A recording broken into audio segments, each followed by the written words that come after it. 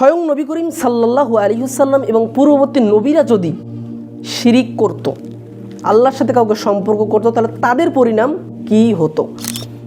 একই আয়াত সূরা জুমার 65 নম্বর আয়াত। আজকে আলোচনা হবে প্রথমে শিরিক কি, দ্বিতীয় আলোচনা হবে শিরিক কত বড় অপরাধ, তৃতীয় আলোচনা হবে আমি যদি শিরিক করি তার শাস্তি কি হবে। এরপরে জানব স্বয়ং নবী করিম সাল্লাল্লাহু আলাইহি সাল্লাম যদি কিংবা তার পূর্ববর্তী নবী যদি শিরিক করত তাহলে তাদের কি পরিণাম হতো। তারপরে আমরা জানব যে আমি নিজে শিরিক করেছি, এখন করণীয় কি, এখন আমি কি করব। তারপরে কথা হবে সমাজে প্রচলিত কিছু শিরিক সম্পর্কে ইনশাআল্লাহ। সম্মানিত উপস্থিতি, আজকে আমরা কথা বলছি শিরিক সম্পর্কে। শিরিক একটি আরবি শব্দ। এই শব্দটি আমার দেশে বেশ অনেকের আলোচনায় আমরা শুনি শিরিক সম্পর্কে।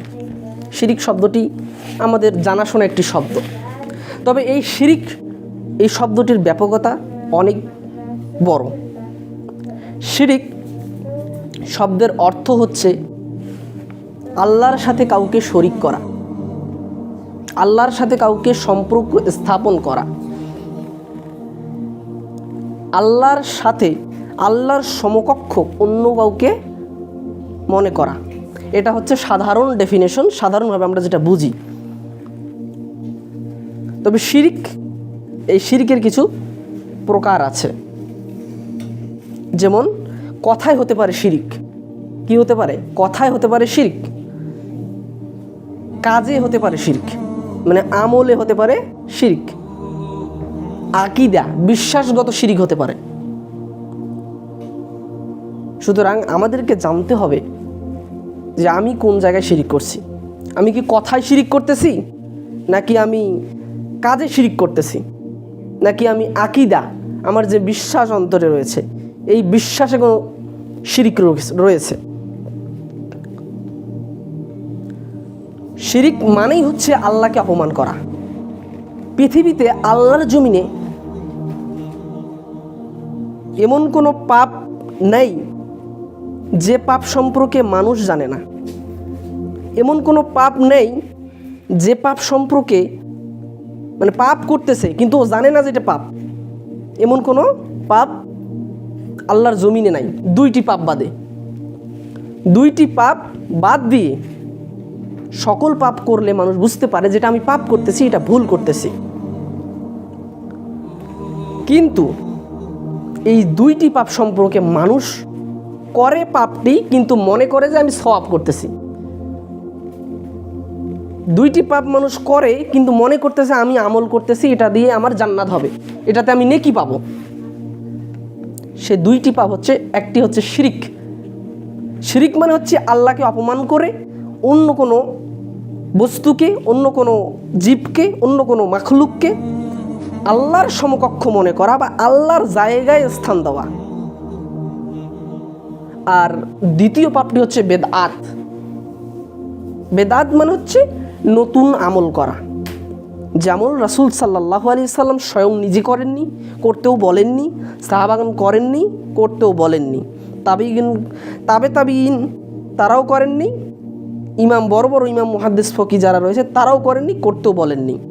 এ সকল কাজ, এ সকল ইবাদতগুলো হচ্ছে বেদাত। তো এগুলো করলে মানুষ মনে করে আমি নেকির কাজ করতেছি, আমি ভালো কাজ করতেছি।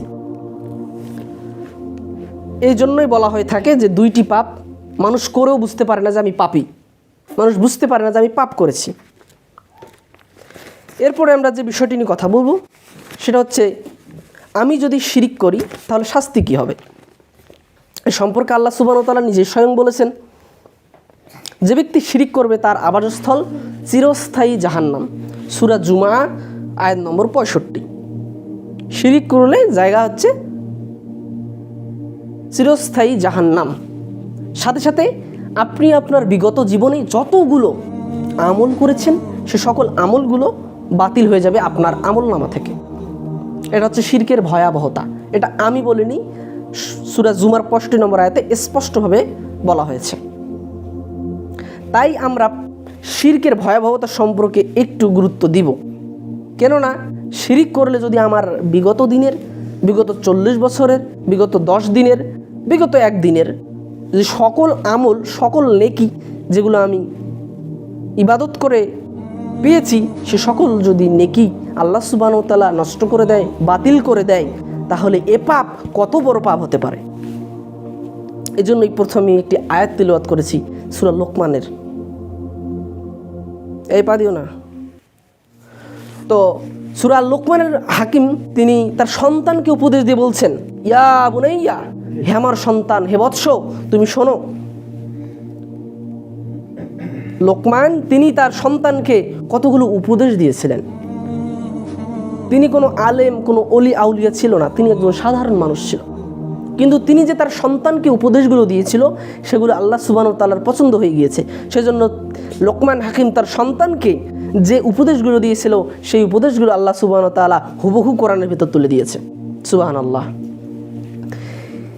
তো লোকমান হাকিম তার সন্তানকে বলছে, ইয়া বুনাইয়া, হে আমার বৎস, হে আমার সন্তান, হে আমার ছেলে, তুমি শোনো, ইন্নাশ শিরকা লা যুলমুন আযীম, তুমি জেনে রাখো পৃথিবীতে সবচেয়ে বড় পাপ, পৃথিবীতে সবচেয়ে মহাপাপ, পৃথিবীতে সবচেয়ে বড় জুলুম হচ্ছে শিরিক।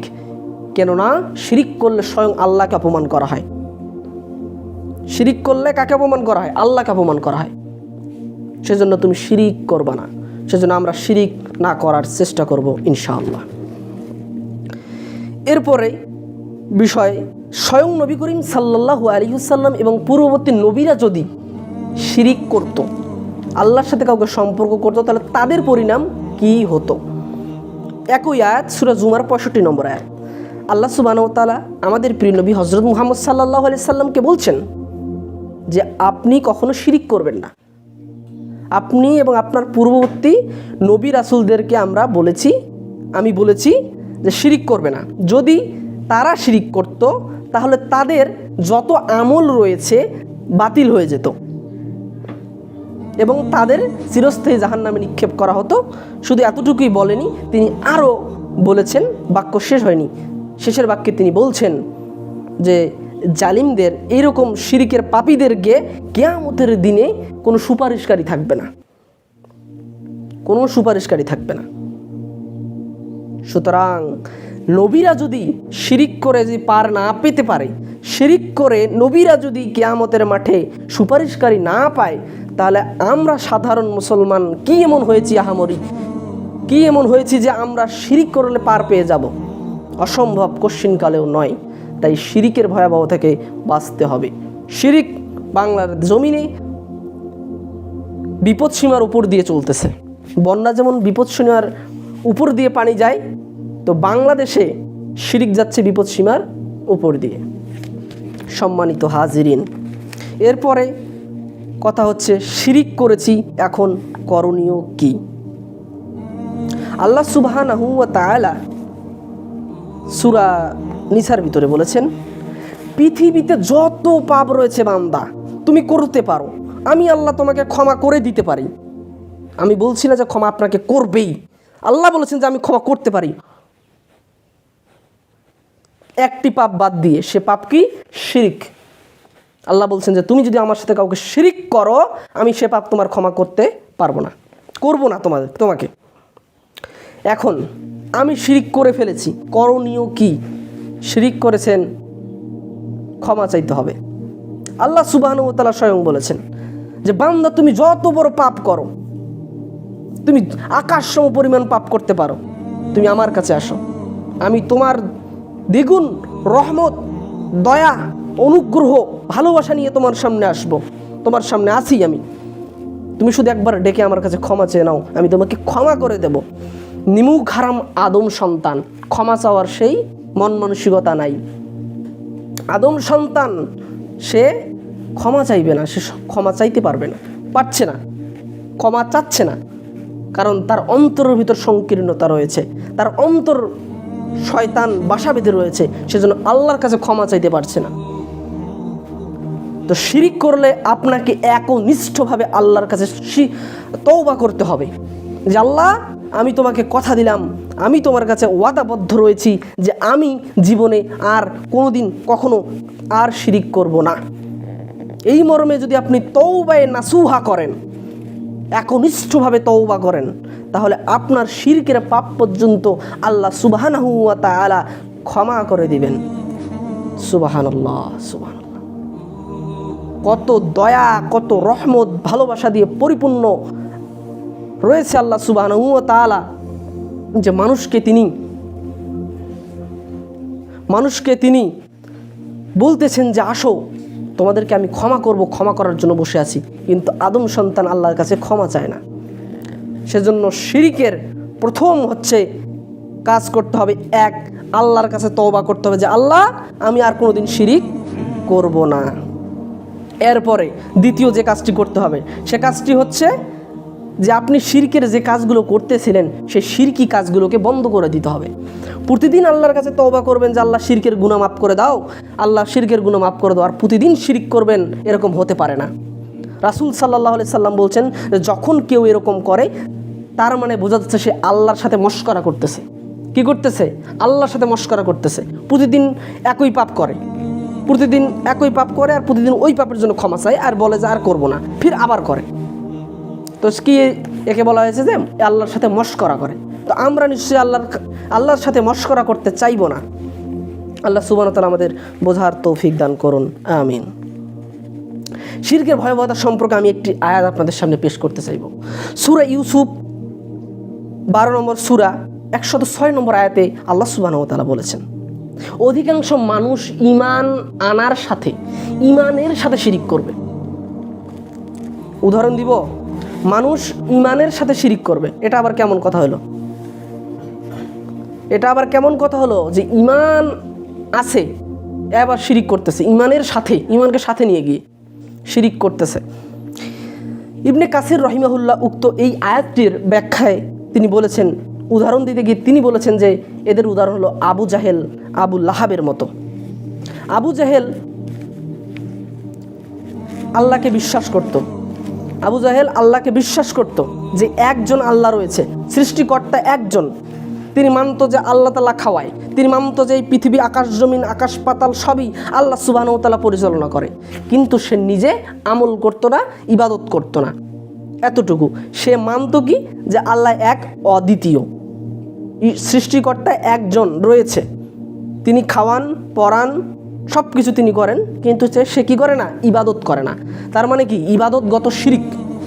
মানে ইবাদত করতো সে লাত, উজ্জা, এরকম যেগুলো মূর্তি পূজা রয়েছে ছিল তখনকার সময়ে, সেগুলোর মূর্তি পূজা করত, গাছ, অনেক কিছুর পূজা করত। তার মানে কি? সে আল্লাহকে বিশ্বাস করত, কিন্তু সে শিরিক করত কোথায়? ইবাদতে শিরক। সেজন্য ইবাদতে শিরিক হচ্ছে কিনা এটাও দেখতে হবে। কেউ যদি মনে করে আমি সালাত আদায় করতেছি, আমার কোনো বন্ধু দেখতেছে, সে এই মনে করে সালাত আদায় করতেছে কি আমার বন্ধু দেখতেছে, এইভাবে যদি সে সালাত আদায় করে, তাহলে তার সালাত হবে শিরক। তার সালাত কি হবে? শিরকি সালাত হবে। সুতরাং আল্লাহ সুবহানাহু ওয়া তাআলা আমাদের বোঝার তৌফিক দান করুন এবং শিরক থেকে বাঁচার তৌফিক দান করুন, আমিন। এরপরে সমাজে প্রচলিত কিছু শিরক বলি, দুই একটি। এগুলো ইতিপূর্বেই বলা হয়েছে, আবারও স্মরণ করিয়ে দিচ্ছি। এক, আমার দেশে বলা হয়ে থাকে জামা কলা খেলে যমজ সন্তান হয়, এ কথা বলা শিরক, এ বিশ্বাস স্থাপন করা শিরক, কুসংস্কার, এগুলো শিরক। এরপরে কেউ যদি মনে করে যে আমি কথা বলতেছি আর টিকটিক করতেছে, সে মনে করতেছে আমি বললাম কিন্তু টিকটিক কেন করলো, তার মানে আমি সঠিক বলেছি, এরকম বিশ্বাস স্থাপন করলে এরকম কথা শিরকি কথা। কেউ রাস্তা দিয়ে হেঁটে যাচ্ছে, হঠাৎ করে পিছলে পড়ে গেল, সে বলতেছে এই রাস্তা দিয়ে না আসলে আজকে পিছলে পড়ে যেতাম না, এ কথা বলা শিরক।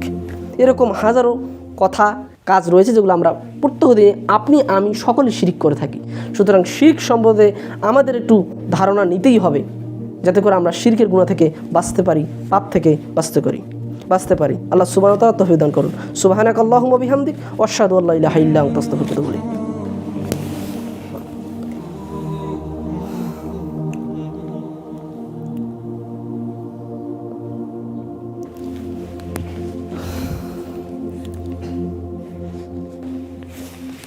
আলহামদুলিল্লাহি ওয়াহদা ওয়াসসালাতু ওয়াসসালামু আলা রাসূলিল্লাহ ওয়া আলা আলিহি ওয়া আসহাবিহি ওয়া আজমাইন। আউযু বিল্লাহি মিনাশ শাইতানির রাজিম। কুল ইয়া আইয়ুহাল কাফিরুন ওয়া আখিরুল আয়াত। সম্মানিত উপস্থিতি, খুতবার দ্বিতীয় অংশে সংক্ষিপ্তভাবে কথা বলবো। আজকে থেকে ধুমধাম করে সারা বাংলাদেশব্যাপী এবং বিভিন্ন দেশে উদযাপিত হতে যাচ্ছে হিন্দুদের ধর্মীয় উৎসব শারদীয় দুর্গাপূজা। শারদীয় দুর্গাপূজা, এই দুর্গাপূজা যদি মুসলমানরা হিন্দুরা পালন করে তা মুসলমানরা কি করবে? মুসলমানদের করণীয় কি? হিন্দুরা যদি পূজা করে, তাদের ধর্মীয় উৎসব পালন করে, তাহলে মুসলমানদের করণীয় হচ্ছে কিছুই না করা। তারা তাদের মতো ধর্মীয় উৎসব পালন করবে, তারা কিছু করবে না, তাদের বাধা দিবে না, সাহায্যও করবে না, কিচ্ছু করবে না, তারা তাদের মতো করবে, আপনারা আপনাদের মতো করবেন। এরপরে পরবর্তী কথা হচ্ছে পূজার চাঁদা দেওয়া যাবে কিনা। স্পষ্ট হারাম, কুফরি। পূজার চাঁদা দেওয়া মানে তার হচ্ছে কি পূজার একটা অংশগ্রহণ করা, পূজার এক কাজে সহযোগিতা করা, এটা স্পষ্ট হারাম, স্পষ্ট হারাম, স্পষ্ট হারাম। এটা কুফরি, এটা কুফরি নামান্তর। সুতরাং পূজার চাঁদা দেওয়া যাবে না। এরপরে হিন্দুদের পূজায় যাওয়া যাবে না, তাদের পূজা দেখতে যাওয়া যাবে না, তাদের প্রসাদ খাওয়া যাবে না, তাদের ধর্মীয় পূজার কোনো অনুষ্ঠানে উপস্থিত হওয়া যাবে না। স্পষ্ট হারাম, হারাম, হারাম। এটা হচ্ছে কুফরি, স্পষ্ট এগুলো হচ্ছে কুফরি। সুতরাং যারা আমাদের এলাকা থেকে, আমাদের পাড়া থেকে, আমাদের মসজিদের যারা রয়েছে জামাতের লোক, কোনো ছেলে, ছোট বাচ্চা থেকে শুরু করে মুরব্বি থেকে শুরু করে কোনো ছেলে হিন্দুদের দুর্গাপূজার উৎসবের কাছেও যাওয়া যাবে না। স্পষ্ট হারাম। এ বিষয়ে নজরদারি করা দরকার। কারণ প্রত্যেকবার এই মুসলমানের ছেলেমেয়েরা পর্যন্ত যায় তাদের পূজা দেখতে। সেখানে পূজা দেখতে গিয়ে তারা ঈমান হারা হয়ে বাড়ি চলে আসে। তারা বুঝতে পারে না আমাদের ঈমান নাই। তাদের কি নাই? ঈমান নাই। বাপের সামনে, ছেলের সামনে যদি বাপকে অপমান করা হয়, সেই ছেলে কি সেই অপমান এনজয় করবে? সেখানে আনন্দ করবে? সেখানে উল্লাস করবে? উল্লাস করবে না। তাহলে সেখানে আল্লাহকে অপমান করা হচ্ছে, শিরিক করা হচ্ছে, কুফরি করা হচ্ছে, আল্লাহকে অপমান করা হচ্ছে। সেখানে মুসলমানের বাচ্চা সেখানে গিয়ে বসে এনজয় করে, সেখানে আনন্দ উল্লাস করতে পারে না। অসম্ভব, কশিন কালেও হতে পারে না। যদি কোনো মুসলমান সেখানে যায়, যদি কোনো মুসলমান সেখানে আনন্দ উল্লাস করে, তাহলে তার ঈমান নাই, সে ঈমান হারা হয়ে গেছে, সে স্পষ্ট কাফের হয়ে গেছে, সে মুশরিক, সে শিরিক করেছে। সুতরাং আপনার সন্তানকে, আপনার পরিবারের সদস্যদেরকে তারা যাতে ঈমান হারা না হয়, সেজন্য বাড়ির কর্তা যারা রয়েছে তাদেরকে দায়িত্ব নিতে হবে, তাদেরকে স্পষ্ট নিষেধ করতে হবে। পূজার অনুষ্ঠানের কোনো অনুষ্ঠানে তারা অংশগ্রহণ করবে না, পূজায় যাবে না, পূজা দেখতে যাবে না, পূজার দোকানপাটে খানা খাইতে যাবে না, পূজার দোকানদারে খেলনাপাতি কিনতে যাবে না, কিছুই কিনতে যাবে না। এখন প্রশ্ন হচ্ছে আমাদের বাজার এখানে পূজার সাথেই আমরা যাবো কিনা? অবশ্যই যাবেন, আপনাদের যা যা করা দরকার সবই করবেন, কোনো সমস্যা নেই। কিন্তু পূজা উপলক্ষে কোনো কিছুতেই যাওয়া যাবে না, পূজা উপলক্ষের অনুষ্ঠানে অংশগ্রহণ করা যাবে না। আপনি আপনার বাজার ঘাট সব কিছু করতে পারেন, কিন্তু করার পরে চায়ের দোকানে আড্ডা পিটানো যাবে না, কারণ ওখানে গান বাজনা চলতে থাকবে, বাড়ি চলে আসবেন, থাকা যাবে না। স্পষ্ট হারাম, স্পষ্ট হারাম, স্পষ্ট হারাম। রাসূল কারীম সাল্লাল্লাহু আলাইহি সাল্লাম একটি হাদিস বর্ণিত হয়েছে, ওমর রাদিয়াল্লাহু তাআলা আনহু তিনি কানে আঙ্গুল দিয়ে দৌড় দিচ্ছিলেন। আরেক সাহাবী দেখতে পেলেন দৌড় দিচ্ছেন কেন, উনিও দৌড়নার পিছে পিছে। অনেক দূর যাওয়ার পরে ওমর রাদিয়াল্লাহু তাআলা আনহুকে বলছেন যে ইয়া আমিরুল মুমিনিন, আপনি দৌড় দিলেন কেন? তখন ওমর রাদিয়াল্লাহু তাআলা আনহু বলছেন যে আমি দৌড় দিলাম কারণ রাসূল সাল্লাল্লাহু আলাইহি সাল্লামকে দেখেছি তিনি কানে আঙ্গুল দিয়ে দৌড় দিয়েছেন, তাই আমিও দৌড় দিয়েছি। এবং আমি রাসূল সাল্লাল্লাহু আলাইহি সাল্লামকে প্রশ্ন করেছি যে কেন দৌড় দিলেন? তখন আমাদের প্রিয় নবী হযরত মুহাম্মদ সাল্লাল্লাহু আলাইহি ওয়াসাল্লাম বললেন, শোনো, যখন গান বাজনা হয় আমার গান বাজনা আমার কানে আসছিল, তাই আমি যতদূর সম্ভব চলে আসছি যাতে শুনতে না পাই, সেজন্য গান বাজনা থেকে দূরে থাকতে হবে। এবং তাদের পূজার কোনো কিছু যাবে না, একটা ছেলে পর্যন্ত যেতে পারবে না, ছোট বাচ্চা পর্যন্ত যেতে পারবে না। স্পষ্ট হারাম, বুঝে নেন, স্পষ্ট। সে তো অবুঝ, কিন্তু আপনি তো বুঝদার, আপনি যাইতে দিলেন কেন? অসম্ভব, মুসলমান যাইতে পারে না। এই ধর্মীয় এই দুর্গাপূজা আসলে একটি কথা বারবার উঠে আসে, সেটা হচ্ছে ধর্ম যার যার, উৎসব কিন্তু সবার। এখন অন্য কেউ যদি স্লোগান দেয়, এই স্লোগান নকল করে যে চাকরি যার যার, বেতন কিন্তু সবার, হবে? হবে না। বউ যার, বিয়ে যার যার, বউ কিন্তু সবার, হবে? হবে না। তাহলে কিভাবে হতে পারে যে ধর্ম যার যার উৎসব সবার? ধর্ম যার যার, উৎসব তার তার। কোনো হিন্দুকে দেখছেন কুরবানিতে আসছে গরু কাটার জন্য? কখনো আসেনি, আসবেও না। অথচ মুসলমান যাচ্ছে। কেন যাচ্ছে? মুসলমান তাদের ইমান হারা হয়ে যাচ্ছে, তাদের ইমানের জোর কমে গিয়েছে। আজকে আপনারা দেখেন পৃথিবীতে কি হচ্ছে, ফিলিস্তিনের উপর ইসরায়েলের হামলা, এটা নিয়ে তো অনেক দিন ধরে খুব তোলপাড় চলতেছে। সেটার দিকে তো আমাদের খেয়াল নাই। আমরা আছি কি নিয়ে? পূজা নিয়ে। ছেলেপেলেরা এখন ঠিক করতেছে কোন কোন মণ্ডপে যাবে দেখতে। মুসলমানের ছেলেমেয়েরাও এরকম প্ল্যান করে। শুনেন, রাসূল সাল্লাল্লাহু আলাইহি সাল্লামকে প্রস্তাব দেওয়া হয়েছিল যখন তিনি ইসলাম প্রচার করলেন, তখন কাফের মুশরিকরা আসলো যে আপনি 1 বছর আমাদের ধর্ম, অর্থাৎ আপনি আপনাদের পূজা করবেন, আর 1 বছর আমরা আল্লাহর ইবাদত করব। তখন রাসূল সাল্লাল্লাহু আলাইহি সাল্লাম বলেছিলেন, তখন একটি সূরা নাযিল হয়েছে। সূরাটির নাম হচ্ছে কাফিরুন, সূরা কাফিরুন। সূরা কাফিরুনের ভিতরে আল্লাহ রাসূল মুহাম্মদ সাল্লাল্লাহু আলাইহি সাল্লাম তাদেরকে বলছেন যে হে কাফিররা, আমি ইবাদত করি না, তোমরা যার ইবাদত করো। তোমরা তার ইবাদতকারী নও যার ইবাদত আমি করি। আমি ইবাদতকারী নই যার ইবাদত তোমরা করো। তোমরা তার ইবাদতকারী নও যার ইবাদত আমি করি। সুতরাং তোমাদের দিন তোমাদের জন্যে, আমার দিন আমার জন্যে। কোনো ধরনের এখানে নিরপেক্ষতা চলবে না। সম্মানিত উপস্থিতি, রাসূল করিম সাল্লাল্লাহু আলাইহি সাল্লাম বলেছেন যে জাতি যে ধর্মের সাদৃশ্য অবলম্বন করবে সে তাদের অন্তর্ভুক্ত হয়ে যাবে। আপনি যদি দুর্গাপূজার কোনো তাদের যদি মণ্ডপে গিয়ে প্রবেশ করেন এই উদ্দেশ্যে যে আমি দেখব, তাহলে আপনি হিন্দু হয়ে গিয়েছেন, সে মুশরিক হয়ে গিয়েছেন। শিরিক করা মানে হচ্ছে মুশরিক হয়ে যাওয়া। তার মানে কি? আপনি হচ্ছেন তাদের অন্তর্ভুক্ত। সুতরাং আপনি যদি হিন্দুদের অন্তর্ভুক্ত হতে না চান, তাহলে হিন্দুদের মণ্ডপে যাওয়া যাবে না, কোনো ছেলেপেলেকে যাওয়া যাবে না। সবাই এটাকে নজরদারি রাখতে হবে। এরপর আমি একটি হাদিস এবং একটি আয়াত দিয়ে শেষ করব ইনশাআল্লাহ। ওমর ইবনুল খাত্তাব রাদিয়াল্লাহু তাআলা আনহু বলেন, হাদিসটি এসেছে আব্দুর রাজ্জাক নামের এক গ্রন্থে। এই একই হাদিস আরেকটি গ্রন্থে এসেছে আল মুসান্নাফে, হাদিস নম্বর হচ্ছে 1609 নম্বর হাদিস। সেখানে ওমর ইবনুল খাত্তাব রাদিয়াল্লাহু তাআলা আনহু বলেন, তোমরা কাফের মুশরিকদের উপাসনালয়ে যেও না, তাদের যে ইবাদতগার রয়েছে, যারা যেখানে ইবাদত করে সেখানে তোমরা যেও না। কারণ সেই সময় তাদের উপর আল্লাহর পক্ষ হতে গজব নাজিল করা হয়। কি নাজিল করা হয়? গজব নাজিল করা হয়। পূজা পাঠিতে গজব নাজিল করা হয়। আল্লাহকে অপমান করে সেখানে গজব নাজিল করা হয়। সেখানে কোনো মুসলমানের বাচ্চা থাকতে পারে না, কশিন কালেও নয়। সুতরাং আমি আবারও একটি আয়াত আপনাদের স্মরণ করিয়ে দিই, আজকের আলোচনার ইতি টানব ইনশাআল্লাহ। সূরা নিসা 4 নম্বর অধ্যায় আয়াত নম্বর 48। এখানে আল্লাহ সুবহানাহু ওয়া তাআলা বলছেন, নিশ্চয়ই আল্লাহ তার সাথে শরীক করার পাপ কখনোই ক্ষমা করেন না, কিন্তু এর চেয়ে ছোট ছোট পাপগুলো যাকে ইচ্ছে ক্ষমা করে দেন। আর আল্লাহর সাথে শিরিক যে করলো সে তো মহাপাপে লিপ্ত হলো।